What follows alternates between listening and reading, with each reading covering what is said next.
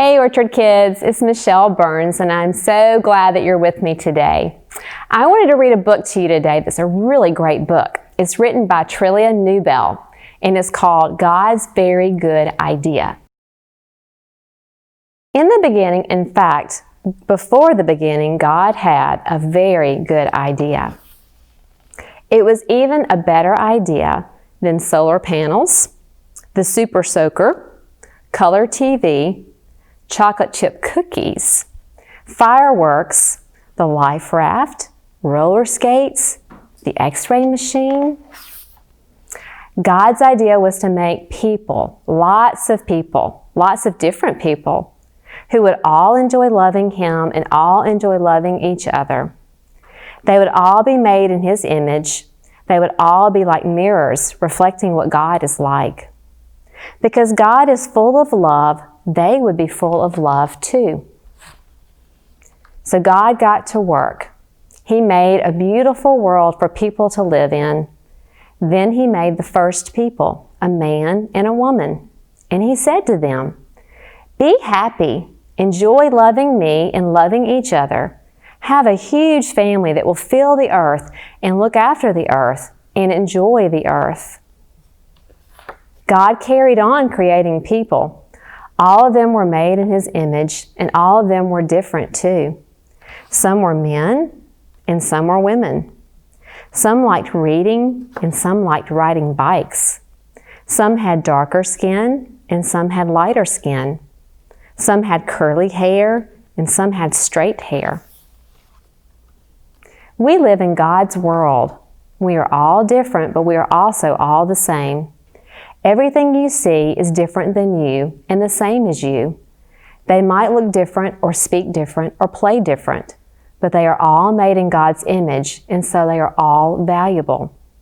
This is God's very good idea, but people ruined God's very good idea. The first people chose not to love God. This is called sin. And because they chose not to love God as they should, they forgot how to love each other as they should. We are the same. We choose not to love God, and so we are not able to love each other like we should. We sin.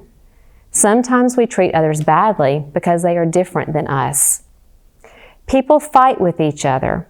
People are mean to each other. People laugh at each other. Because we have ruined God's very good idea, He is not pleased with us. Our sin means we can't be friends with Him or enjoy living with Him. We need God's forgiveness for ruining His very good idea. It's the same for everyone in the world. People who like reading need forgiveness, and people who like riding bikes need forgiveness. People with darker skin need forgiveness, and people with lighter skin need forgiveness. People with curly hair need forgiveness, and people with straight hair need forgiveness. But God was not surprised by people ruining things. He had always had a very good plan to rescue His very good idea. So God got to work. He came to earth as a person, Jesus. Jesus loved people who were different than Him. He loved people who no one else loved. He always enjoyed loving all the different people He met. Jesus shows us how to enjoy loving each other. But people didn't love Jesus. Instead, they hated Him. They put Him on a cross to die, but this was part of God's plan. On the cross, Jesus took our sin so that we can be forgiven. Jesus forgives His people for their sins. Jesus didn't stay dead. He rose back to life and then went back to live in heaven. And then He gave people His Spirit to help them enjoy loving Him and loving all the different people they know. Jesus helps us to love each other.